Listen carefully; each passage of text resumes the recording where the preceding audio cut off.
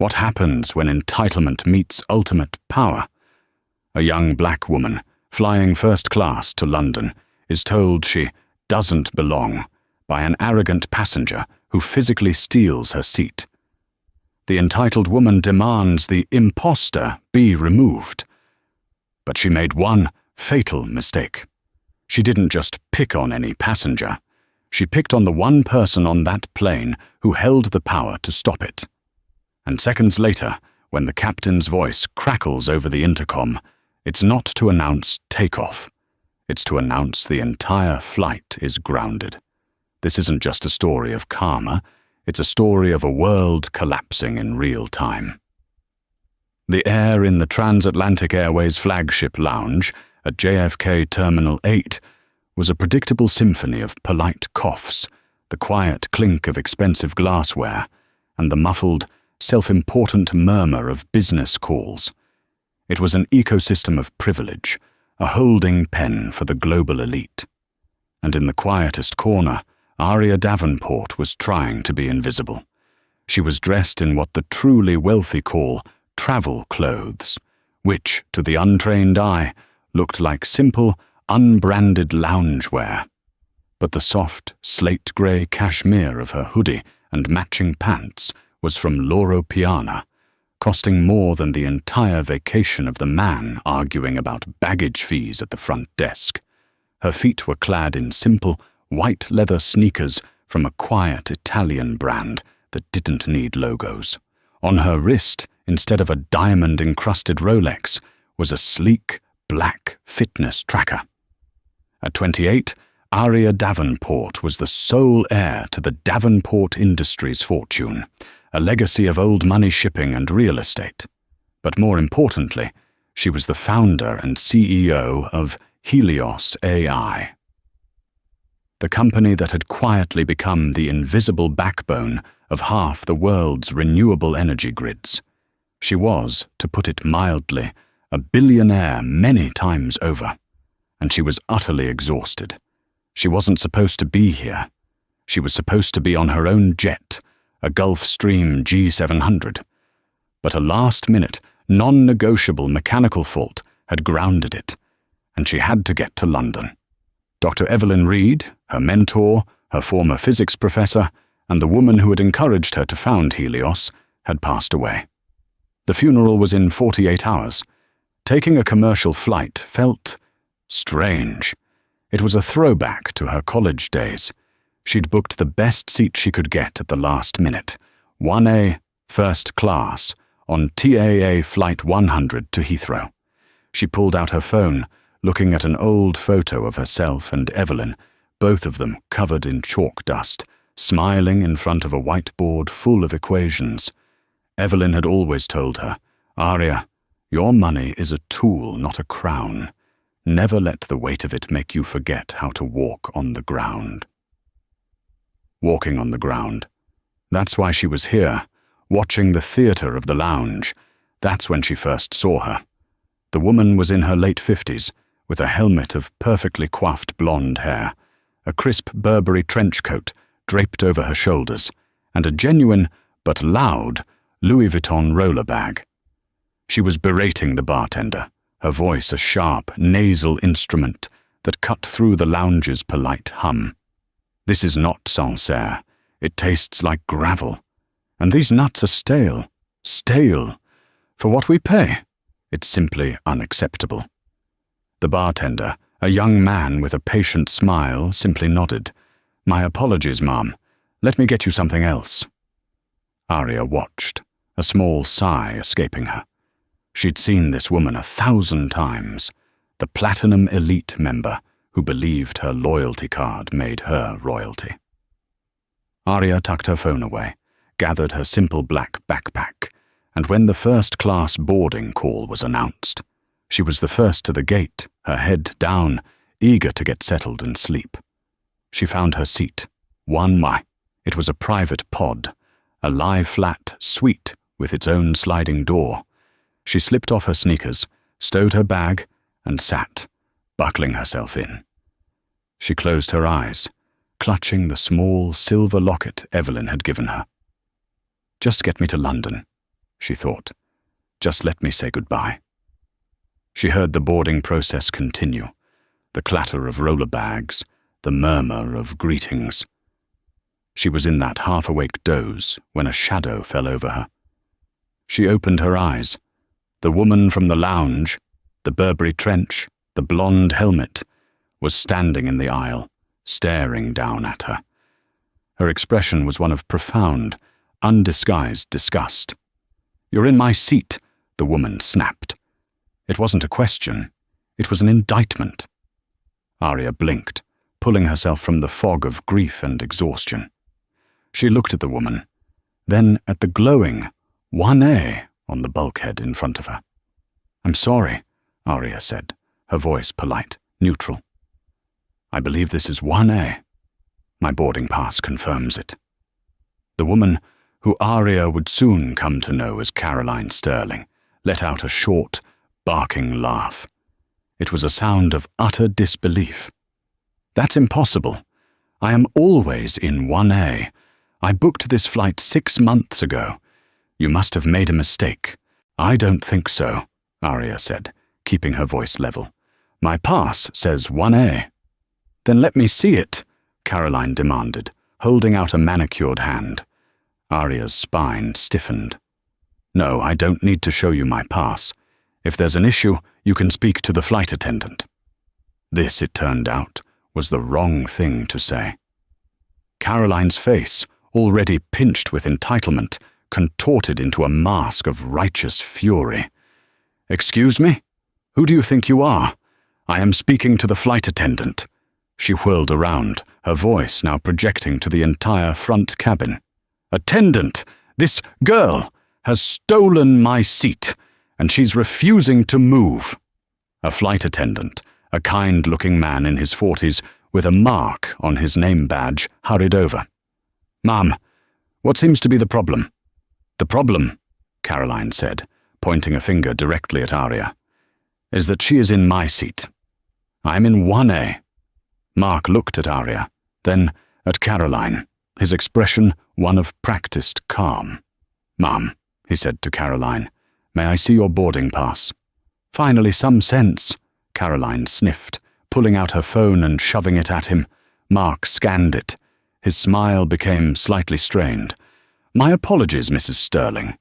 It appears your assigned seat is 2A, just behind this one." The silence that followed was heavy.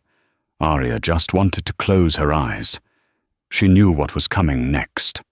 "What?" Caroline's voice was dangerously low. That's not right. There must be a system error. I always sit in the bulkhead. I have for 15 years. "I understand, ma'am," Mark said, already in de-escalation mode. Perhaps there was a last-minute equipment change. Seat 2A is also a window suite. "I don't want 2A," Caroline shrieked, and now all pretense of lounge politeness was gone. The mask was off. "I want this seat, and I can't imagine," she said, her eyes dragging over Aria's cashmere sweatsuit with contempt. "How she managed to get it, and I didn't. This is supposed to be first class." The implication hung in the air, thick and toxic. She doesn't belong here. Aria unbuckled her seatbelt. She didn't stand, but she sat up fully, her exhaustion replaced by a familiar, cold stillness. It was the same stillness she used in boardrooms when a rival CEO tried to underestimate her. "Mrs. Sterling," Aria said, her voice quiet, but carrying an authority that made Mark pause. "You are in the aisle. You are holding up the boarding process. Your seat is 2A. Please go to your seat." Caroline looked as if Aria had slapped her. "How dare you? How dare you speak to me that way? You're nobody. You probably used some stolen voucher to get on this plane. I know your type." "My type?" Aria repeated, her voice dropping another degree. "Yes. Always looking for a handout, trying to be somewhere you don't belong. You think you can just take what's not yours." Caroline tossed her blonde hair. "I will not be sitting behind this person. It's a security risk. She's becoming aggressive." "Ma'am," Mark interjected, his voice now firm. "This passenger has done nothing. She is in her assigned seat. I must ask you to take your seat, or we will have to involve the gate agent." "Then involve them," Caroline yelled. "I am a platinum elite, million-miler with this airline. I spend hundreds of thousands of dollars a year. I will have your job for this, and I demand that she be removed. She threatened me. She said she'd make me pay." This was the pivot. The lie. The dangerous, calculated weaponization of her victimhood. Aria's blood ran cold. She had seen this tactic before, but never directed at her with such venom. Other passengers were now openly filming on their phones. The first-class cabin was at a standstill. "That is a very serious and a very false accusation," Aria said, her heart hammering not with fear, but with a sudden, precise rage. "Mark!" a new voice cut in. It was the head flight attendant, Maria Sanchez. "What is going on? We have to close the door." "This passenger in 2A is refusing to sit," Mark explained, clearly stressed. "She is claiming the passenger in 1A threatened her." Maria looked at Caroline, then at Aria. Maria's face was a mask of get-this-done annoyance. She turned to Aria. "Ma'am, to de-escalate the situation, would you be willing to move to 2A? We can offer you—" "No!" Aria's voice was absolute. It cut off the offer flat. "I will not. I am in my assigned seat. I have been insulted, and I have just been libeled. I will not be de-escalating a situation this woman created by moving. I am staying in 1A. Caroline smiled, a triumphant, ugly smirk. "See, she's belligerent. I told you. I don't feel safe. Get her off this plane." Maria sighed, pulling out her radio. "We're going to have to call the captain. We have a non-compliant passenger." "I'm non-compliant?" Aria asked, incredulous. Before Maria could answer, the door to the cockpit opened, and Captain Miller emerged, his hat on, his face a thundercloud. "What is the problem? We are 15 minutes past our scheduled departure. We're going to miss our takeoff slot." Caroline, seeing the ultimate authority, launched into her performance. "Captain, thank God. This woman," pointing at Aria, "stole my seat, and when I confronted her, she threatened me. She's clearly unstable. Your staff is refusing to remove her. I am a loyal customer, and I am telling you, I do not feel safe flying with her on this plane." Captain Miller looked from Caroline's teary-eyed, frantic face to Aria's cold, composed one. He was a pilot, not a mediator. He just wanted to get his plane in the air. "Ma'am," he said to Aria, his voice weary, "we have a passenger here who is in fear for her safety. Rightly or wrongly, I can't have this. I need to ask you to—" "Stop!" Aria held up a hand. The entire cabin fell silent. She had tried. She had tried to be humble. She had tried to just get to London to bury her friend. But Caroline Sterling, in her blind, racist arrogance, had pushed the wrong person. "You are all," Aria said, her gaze sweeping from the captain to Maria to a smug-looking Caroline, making a catastrophic mistake. She pulled out her phone. She didn't dial 911. She dialed her chief of staff. He picked up on the first ring. "Peter," she said, her voice clear and carrying in the quiet cabin, "we have a problem." Peter, her chief of staff, was used to calls at all hours, but her tone, that was the 5-alarm fire tone. "Aria, what's wrong? Are you okay? I thought you were on the TAA flight." "I am," Aria said, her eyes locked on Captain Miller. "But I'm not sure for how long. I need you to do 2 things for me, right now." Caroline scoffed. "Oh, please. Who are you calling? Your mummy? This is pathetic." Aria ignored her. "Peter, first, I need you to contact James Harrison. The CEO of Transatlantic Airways. His personal cell. I don't care if he's in a meeting. Pull him out." Captain Miller's eyebrows shot up. Maria's face went pale. James Harrison was the CEO of their entire global company.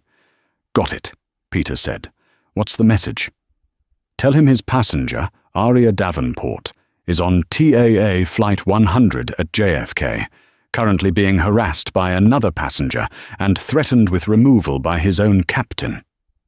"Understood," Peter said grimly.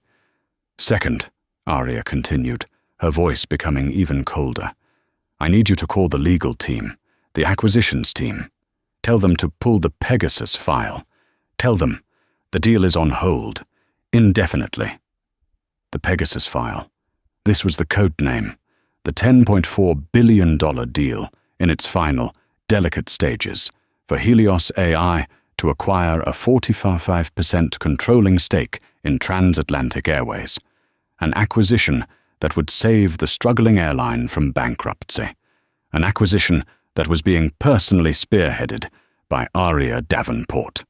"Aria, are you sure?" Peter's voice was cautious. "Pausing Pegasus. That's the nuclear option." "I am sure," Aria said. "Tell Harrison that, too. Pegasus is on hold." She hung up. The cabin was so quiet, the air reclamation system sounded like a jet engine. Caroline Sterling's smug expression had faltered, replaced by a flicker of confusion. "What's Pegasus? What is this nonsense? Are you done with your little performance? Captain, remove her." Captain Miller, however, was frozen. "What? What did you say your name was?" "Aria Davenport," she replied. The name, it was familiar.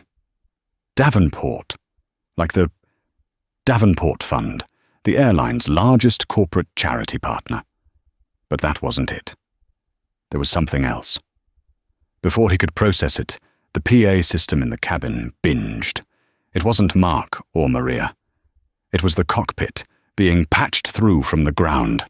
A new voice, frantic and tinny, filled the air.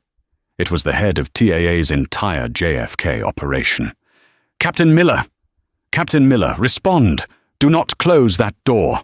Do not let anyone off that plane. The CEO is on the line. He's... Good God, man, who is on your flight?" Captain Miller's face, which had been annoyed, then pale, now turned ashen.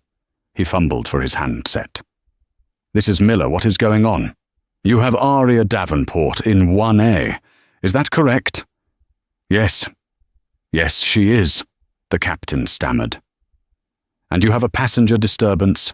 We are getting a Priority 1 security flag from corporate. What is the status of Ms. Davenport?" She's fine. We were just sorting out a seating issue." "Sorting it out?" The voice on the PA shrieked. "Son, you have the new owner of this entire airline on your plane, and you're sorting out a seating issue? She just put the entire acquisition on hold." The blood drained from Captain Miller's face. He dropped the handset. It clattered against the wall. The new owner, Mark, the flight attendant, looked like he was going to be physically ill. Maria Sanchez gripped the bulkhead, her knuckles white, and Caroline Sterling. Her jaw was slack, her eyes were wide. "New owner? That's absurd. She's just a girl in a sweatsuit." Aria looked at her. No anger, no triumph, just a profound, devastating pity. "You should have just gone to 2A, Caroline." Another bing. This time it was Captain Miller's personal cell phone, which was against regulations to have on in the cabin. He looked at the screen. The caller ID said, "James Harrison." He answered it, his hand trembling. "Mr. Harrison, sir. I can explain." He listened for about 10 seconds. His face, if possible, grew even more pale. He looked like he'd seen a ghost. "Yes, sir, I understand. Right away, sir." He hung up. He turned to the cabin. His career was over. He knew it. He walked over to the PA handset, picked it up, and pressed the button. His voice was a hollow, trembling monotone that echoed through the entire aircraft, from first class to the last row of economy. "Ladies and gentlemen, this is your captain speaking." He took a shaky breath. "This flight, TAA 100 to London, is grounded by order of the CEO. We will be returning to the gate immediately. All passengers must deplane. I repeat, this flight is grounded." The reaction was instantaneous. A roar of disbelief and anger erupted from the back of the plane. Economy and business class, who had been oblivious, were suddenly furious. Grounded? Why? For what? This is insane. In first class, it was a different kind of chaos. It was the dawning, horrified realization. "You've got to be kidding me," whispered a man in 3B, a hedge fund manager who recognized Aria's name too late. "It is her. It's Davenport." Caroline Sterling was hyperventilating. No, this is a misunderstanding. They can't ground the whole flight. Over a seat? "It was never about the seat, Mrs. Sterling," Aria said, calmly rebuckling her seatbelt for the short taxi back to the gate. The pilot, looking like a dead man walking, retreated to the cockpit to steer the ship of fools, as he was already thinking of it, back to the terminal. Maria and Mark began frantically preparing the cabin for deplaning, avoiding all eye contact with 1A. The short ride back to the jet bridge was the longest of Caroline Sterling's life. She was trapped. She was shaking, her mind trying to process the words. New owner. Acquisition. Aria Davenport. She'd seen the name in Forbes, the AI wunderkind, the silent billionaire. She had assumed the person in the photos, the polished CEO, couldn't possibly be this child in cashmere. The plane docked with a heavy thud. The seatbelt sign pinged off. "Ladies and gentlemen, please deplane, taking all your personal belongings." Maria's voice was a strained, recorded message. Passengers from the back began to push forward, grumbling and swearing. But as they reached the front, they were met with a wall. Standing in the jet bridge, having pushed past the gate agents, were 3 men in immaculate dark suits. They were not airline employees. They were airport security, and at their center, looking like he had just run a marathon in his $5,000 suit, was James Harrison, the CEO of Transatlantic Airways. He was pale, sweating, and his eyes were wide with sheer, unadulterated panic. He boarded the plane while passengers were still trying to get off, creating a bottleneck. He didn't look at the captain, who was emerging from the cockpit. He didn't look at Maria. His eyes scanned the first-class cabin and landed on Aria, who was calmly pulling her backpack from the overhead bin. He moved toward her, pushing past a bewildered Caroline Sterling as if she were a piece of luggage. "Miss Davenport," he gushed, his voice hoarse. "Miss Davenport, on behalf of Transatlantic Airways, on behalf of myself, I am profoundly sorry. I had no idea. I came as soon as I got the call from Peter. This is a grotesque failure on our part." Aria zipped her backpack. She looked at the groveling CEO. "Mr. Harrison, your flight is grounded." "Yes, of course. Whatever you want," he said, waving his hands. We'll clear the plane. I'll have my personal pilot fly you to London. We can... Just, please, tell me what we need to do to unpause Pegasus, the board, the stockholders. Aria, please." Aria looked past him, at Captain Miller, who looked like he was about to faint, at Maria, who was crying silently by the galley, at Mark, who just looked ashamed. And then her gaze settled on Caroline Sterling. Caroline was frozen. She was watching this god of the airline industry, this man she'd seen on CNBC, begging the young woman she had tried to have thrown off the plane, the woman she had called nobody. "Mr. Harrison," Aria said, her voice still quiet, but now it held the weight of the entire company. "The failure was not entirely yours. Your flight attendant, Mark, was professional and correct." Mark looked up, stunned. "Your supervisor, Maria, and your captain," Aria continued, "were, however, willing to remove a paying, first-class passenger to appease a hysterical woman. A woman who, I will add, lied about being threatened." "They'll be fired," Harrison declared immediately. "Both of them. Today. Before they clock out." "No," Aria said sharply. Harrison flinched. "No," Aria repeated. "You will not fire them. You will retrain them. From the bottom up. A 30-day intensive course on de-escalation, implicit bias, and federal airline regulations regarding passenger assault, which is what I was just subjected to. Firing them is easy. It solves nothing. I'm buying this airline, Mr. Harrison, which means I'm buying its problems, and I intend to fix them." Harrison could only nod, dumbfounded. This 28-year-old woman wasn't just throwing a tantrum. She was holding a live-fire board meeting at 30,000 feet. Finally, Aria turned her full attention to the woman who had started it all. Caroline Sterling was pressed against the bulkhead, her face a mask of waxy, terrified shock. "Mrs. Sterling," she said.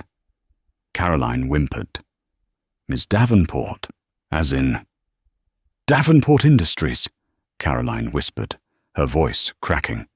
"Helios AI." "You claimed," Aria said, advancing one step, "that I threatened you, that I told you I would make you pay. You lied to the cabin crew. You lied to the captain. You made a false report, which is a federal offense. You did this because you didn't like the look of me, because you felt I didn't belong in a seat that I paid for." It was a mistake," Caroline stammered. "I was upset. Please." "You are," Aria said, "the living, breathing embodiment of the cancer that I will be cutting out of this company's culture.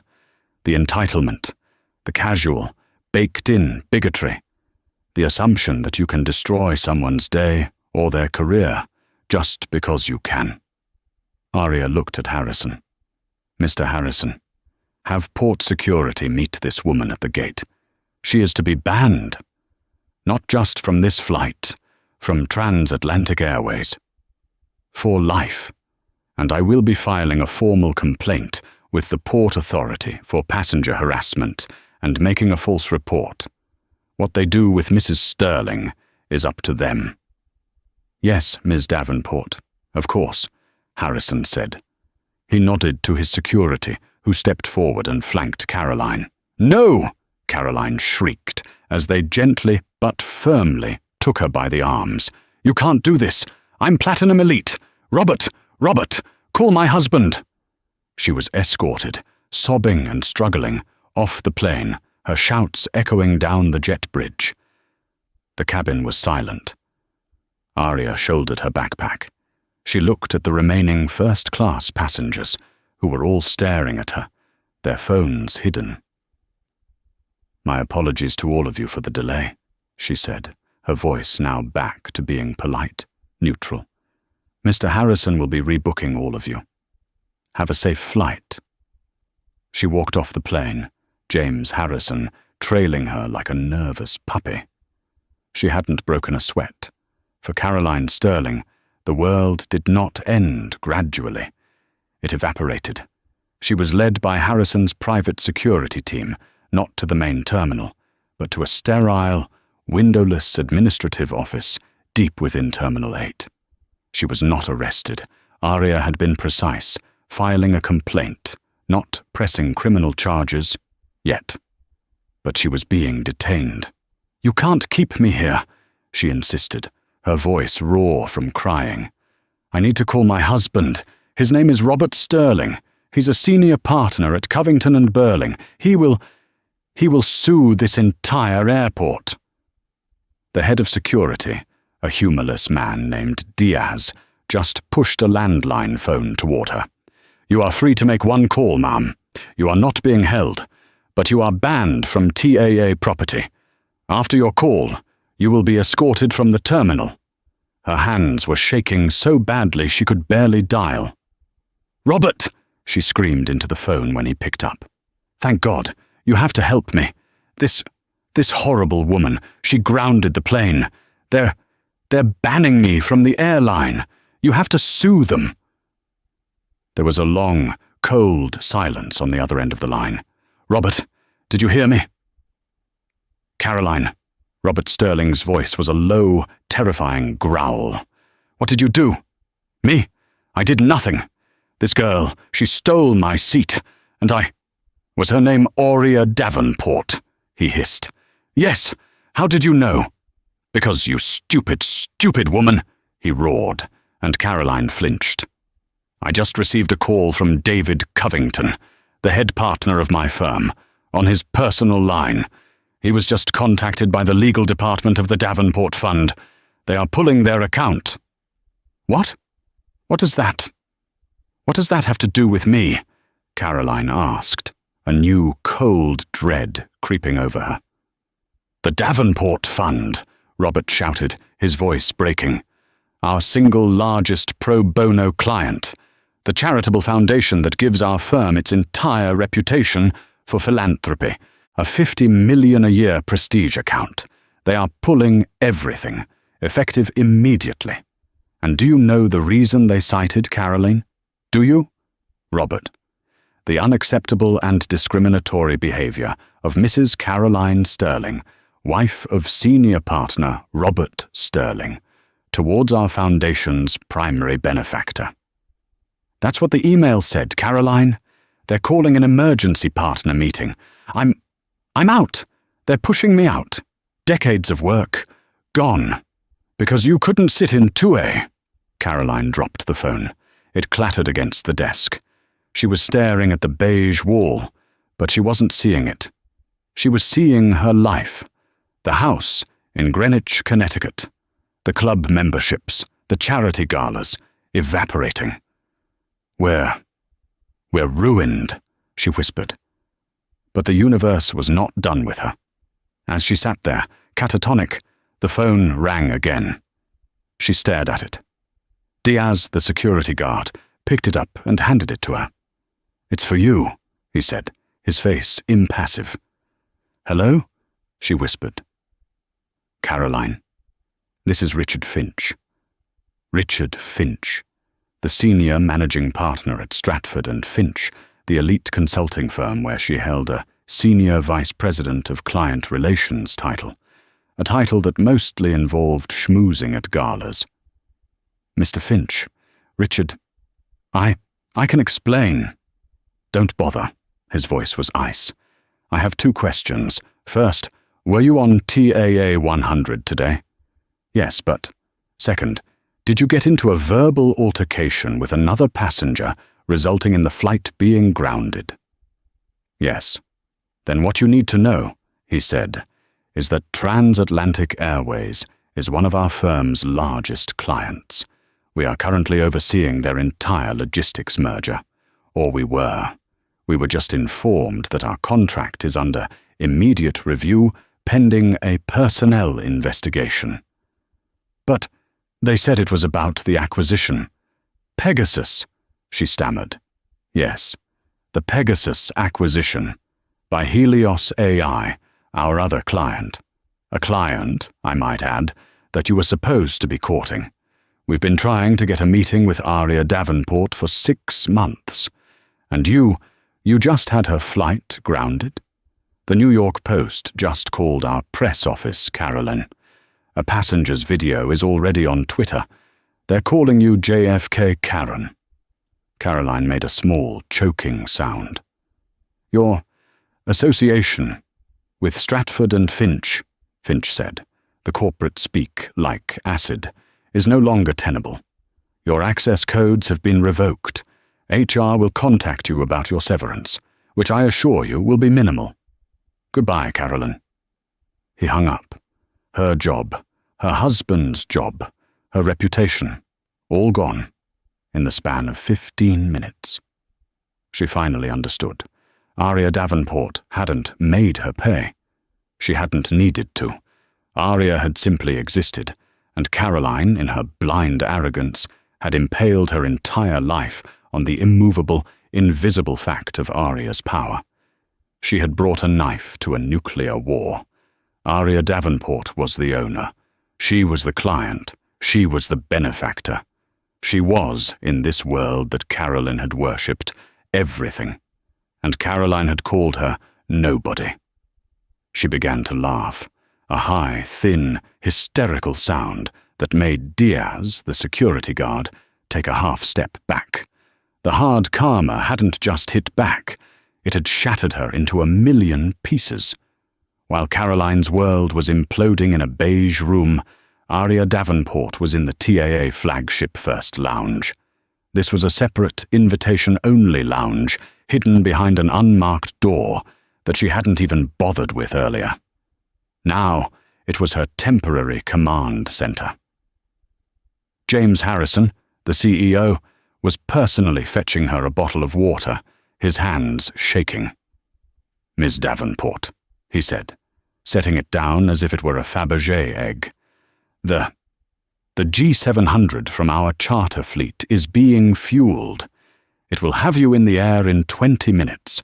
A full crew, anything you want." "Thank you, Mr. Harrison," Aria said, taking a sip. She was sitting on a plush sofa, the picture of calm. "But we are not done." "No? No, of course not. The retraining. For Miller and Sanchez. Consider it done. I'll oversee it myself." "You will," Aria agreed. "But that's not what I'm talking about. I'm talking about Pegasus." Harrison looked like he might faint. "Please, Miss Davenport. Aria, the deal. It's vital. To the airline. To my job." Aria leveled a look at him. "When I put that deal on hold, it wasn't just theatrics, James. It was because I saw, firsthand, a critical failure in your company's risk management."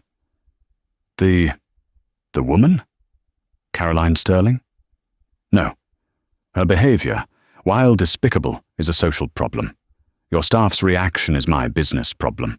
I am buying an airline that carries millions of people. And your captain, the man with ultimate authority, was about to remove a passenger, not for being a threat, but to appease another passenger who was being loud. He saw a hysterical, older white woman and a calm, young black woman, and he immediately chose to believe the lie. He sided with the liability. He failed the common sense test, James. What happens when the situation isn't a seating dispute, but a real security threat? Who does he believe then? Who does he remove?" Harrison had no answer. She was right. "This is not," Aria said, "a $10 billion company. This is a $10 billion problem." And the price just went down. Harrison's jaw dropped. "Ms. Davenport, you can't." "The shareholders agreed." "The shareholders," Aria countered, "will be very interested to learn that their CEO is overseeing a staff so poorly trained in basic conflict resolution that they grounded a flagship international flight, costing the company millions in compensation and delays, all because of an incident that should have been solved in 30 seconds. An incident which is, as we speak, going viral on Twitter and will be on the front page of the New York Post tomorrow, painting TAA as a company that harasses its customers. She pulled out her phone. "Peter, get legal back on the line. Tell them we are renegotiating. A 15% reduction on the final purchase price, citing gross operational mismanagement and brand damage liability. And tell them, if Harrison doesn't agree to the new terms before my new plane takes off, the deal is dead. Pegasus is terminated, and Helios will instead buy a controlling interest in Air France." It was the most brutal, brilliant, and ruthless corporate maneuver Harrison had ever witnessed. She was using the very crisis she was at the center of as leverage to save her own company over $1 billion. That's extortion, Harrison whispered. That's business, Arya corrected him. And what I am extorting, as you call it, is the money I will need to fix what you broke. The new price includes a mandatory $500 million fund for total, top-to-bottom employee retraining. The program will be designed by my team at Helios. She was, he realized, a shark. A polite, calm, cashmere-clad shark. He looked at her. He looked at his phone, which was already blowing up with calls from his board. He had no choice. He was checkmated. My board will have to approve, he said weakly. They'll approve, Arya said, standing up, because the alternative is bankruptcy. Now, if you'll excuse me, I have a funeral to attend. She picked up her backpack. Oh, and James? Yes, Miss Davenport. Promote Mark, the flight attendant, the one who actually did his job. I want him in charge of the new training program. He's the only one I've met today who seems to understand what customer service actually means. Arya walked out of the lounge, leaving the CEO of Transatlantic Airways to call his board and explain to them that they had just lost over $1 billion, all because a woman named Carolyn Sterling wanted a window seat. The consequences of that single 15-minute encounter on the jet bridge of TAA Flight 100 did not just ripple outwards. They moved like a shock wave, restructuring the lives of everyone involved with geological force. For some, it was an elevation. For others, it was an extinction-level event. Arya Davenport had, as promised, attended her mentor's funeral. She had grieved, and then she had returned to New York, not just as the CEO of Helios AI, but as the newly minted and deeply feared chairwoman of Transatlantic Airways. The deal had closed at the new, non-negotiable 15% discount, the $1.5 billion Caroline Sterling discount, as analysts on Wall Street had already begun to call it, made Arya a legend in financial circles. It was seen as the most brutal, efficient, and brilliant corporate play of the decade.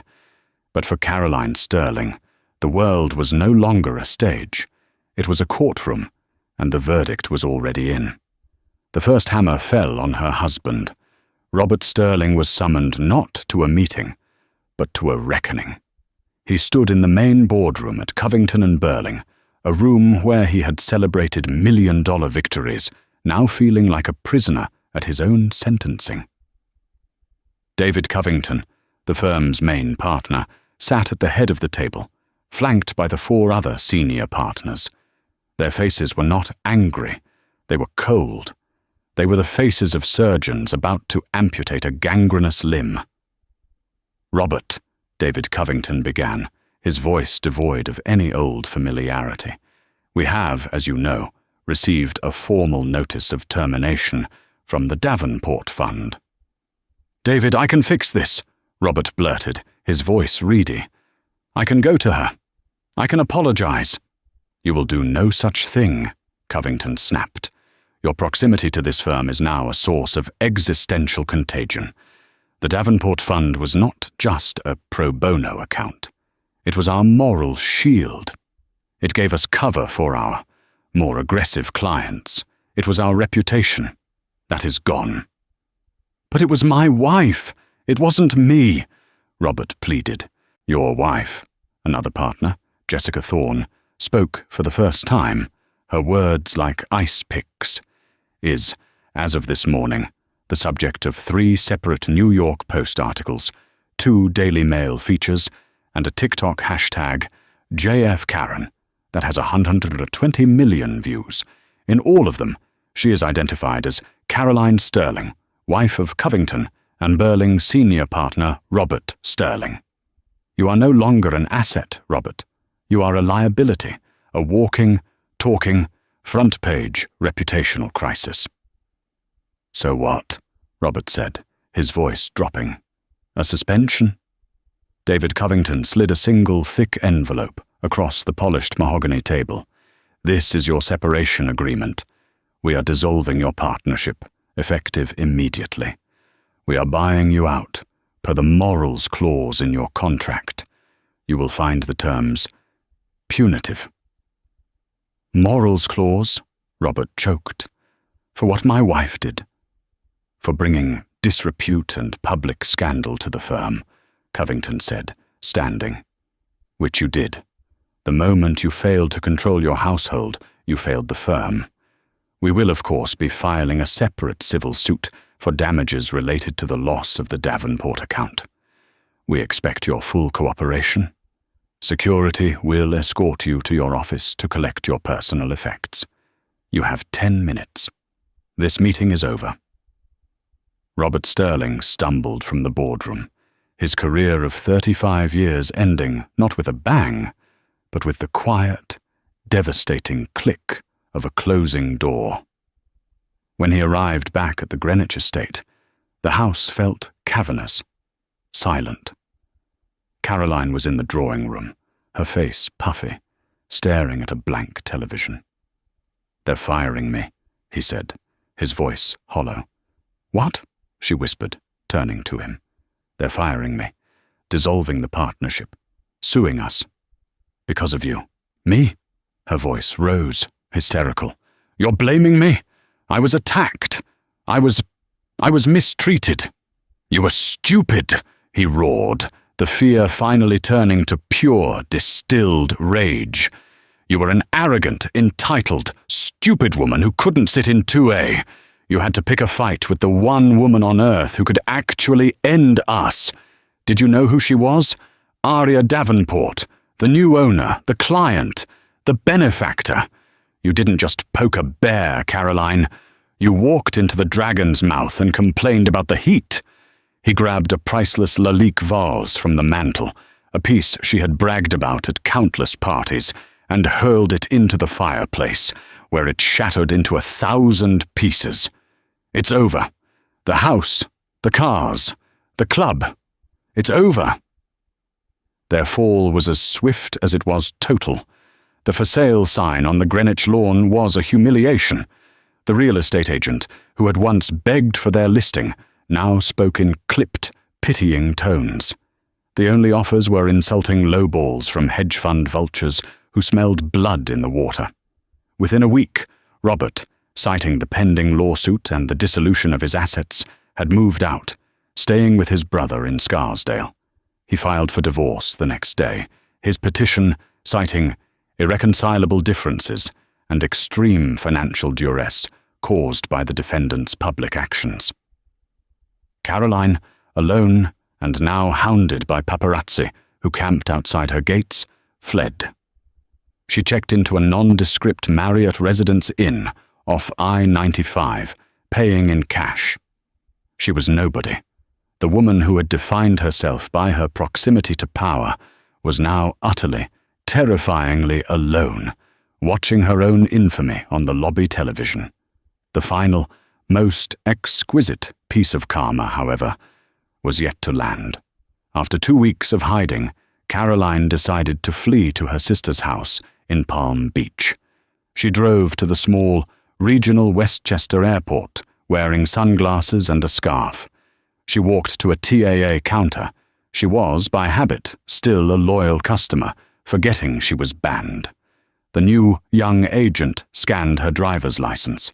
His face flickered with recognition, then settled into a mask of professional neutrality. "I'm sorry, Mrs. Sterling," he said, his voice flat. "I cannot issue you a ticket." "What? Is the flight full?" Caroline asked, annoyed. "No, ma'am. You are permanently restricted from flying with Transatlantic Airways." "Fine," she snapped, embarrassed. "This is ridiculous. I'll fly Delta. Just book me on Delta." The agent sighed. "Ma'am, it's not just us." He turned his screen slightly. "Your name has been flagged by the Port Authority of New York and New Jersey following the formal complaint filed by Ms. Davenport and TAA Corporate Security. What does that mean?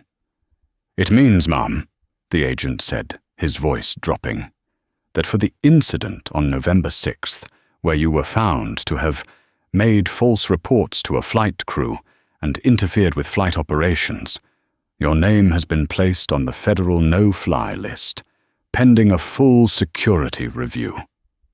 Caroline's blood ran cold. No, fly list? Like a terrorist? I'm sorry, ma'am, the agent said, sliding her ID back.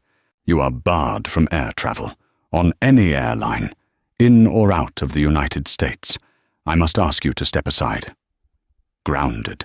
She, Caroline Sterling, whose entire identity was built on her travels, her jet-set life, was permanently, unequivocally grounded.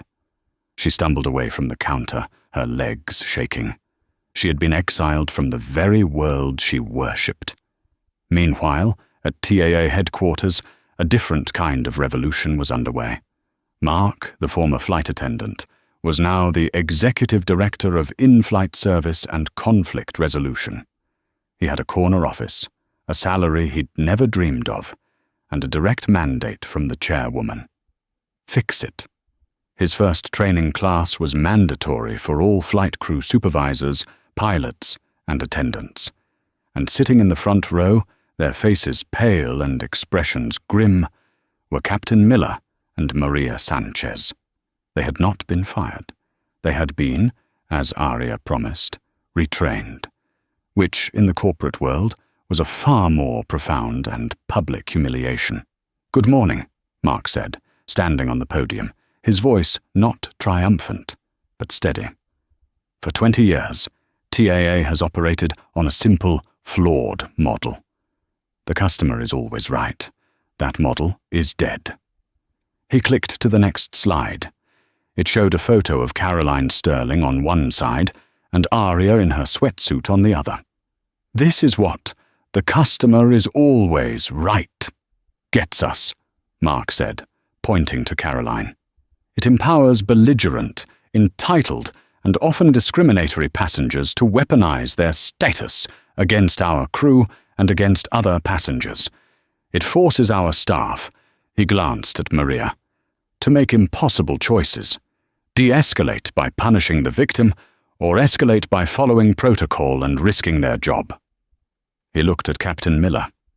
It forces our captains, the ultimate authority, to mediate social disputes when they should be flying the plane. The Davenport incident, as it was now officially known, was a $1.5 billion failure. It was a failure of protocol, a failure of training, and a failure of nerve. He clicked again. A new slide appeared. Verify, then act. This is our new doctrine. We verify the pass, we verify the complaint, we verify the protocol, and then we act. We do not negotiate with belligerence. We do not reward hysteria. We remove the problem, not the person who is being subjected to the problem. Our flight attendants will be empowered to issue formal warnings, and our captains will be required to support them. Anyone who makes a false report to a crew member, as Mrs. Sterling did, will be met by security upon landing and banned. No exceptions. No matter if they are Platinum Elite or sitting in 38E. For the next 8 hours, Miller and Sanchez sat and listened. They did role-playing exercises.